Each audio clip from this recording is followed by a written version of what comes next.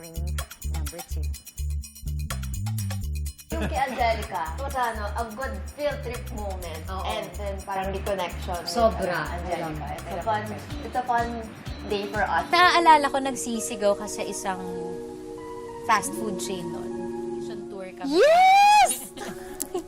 Funny na funny yung dating mo. Yes! Alam mo, sobrang baliw mo. Sobra kang baliw. Parang ngayon, okay na. Parang they're at their peak of their maturity. Parang we met on the perfect, parang pinaka-perfect chapter in our lives. Tsaka grabe yung memories nila. Lalo na siya. Iba siya magtago kasi di ba ng mga photos. Naalala niya? I love you, pal. Palda pa. Di pa rin nagbabago. Gorgeous pa din. Hindi magbabago yan. And then, na-save ko ang neoprene. Grabe. At saka, ugali mo, oh. Sa'yo lahat, 3 lang sa akin. Sobrang bias ko yung kay John Vance talaga. Kasi parang, oh my God, nag-reconnect ulit sila. How are you? Ano na? Grabe. You like it? Very you. Parang hindi mo rin ine-expect na sa kanilang dalawa magkakaroon sila ng ganung moment ulit. Diba, as mag-ex, diba, bihira sa mag-ex yung magkakaroon ulit ng ganun na reconnection. Tapos, it turned out to be na sobrang good friends sila ngayon. Tapos may I inject, sobra talaga, Isabel Oli, ibang access. That's true. So, it's just beautiful how you haven't seen this person for 25 years and then walang nagbago, your life changed, pero parang mas tumibay pa yung samahan ng friendship. So, it's very beautiful. And the fantastic one is coming in. Talagang top and favorite natin. Our biggest lessons and the grace under pressure moments. Ako, emotional tong buong season na to. Kasi hindi ko akalain na makakatayo ako sa season na to.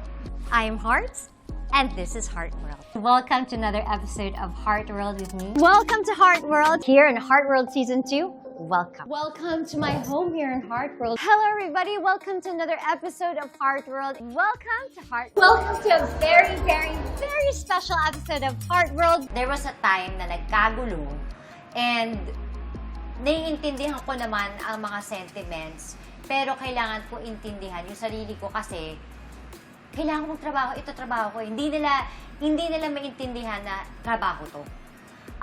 Kabuhayan showcase naming lahat to. I sell you a brand. That is the job.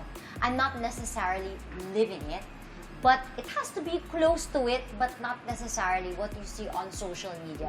It's the life that we all live, di ba? That's social media, and that's the job. So, may mga nawalan sa akin. So, for me, yung pinaka-memorable sa akin is paano ko natawid yung buong season. With them, paano namin lahat nagawa yun. Mas naging deeper din yung pagkakakilala namin sa isa't isa. Tapos, continue pa rin yung bonding namin. So, hindi kami natatakot whatever, wave of, alam mo yun, challenge or struggle will come to our way. Kahit ano man yung mangyari, kailangan maging positive ka pa rin.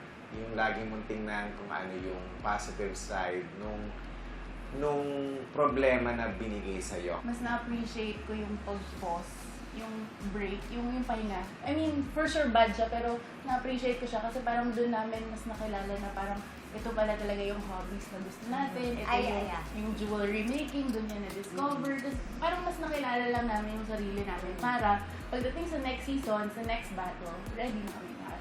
I thought we didn't need it. I thought I was afraid of the loss of income. I was afraid of certain bills that we need to pay. But we needed it. We needed it, and we need to trust God that it's okay.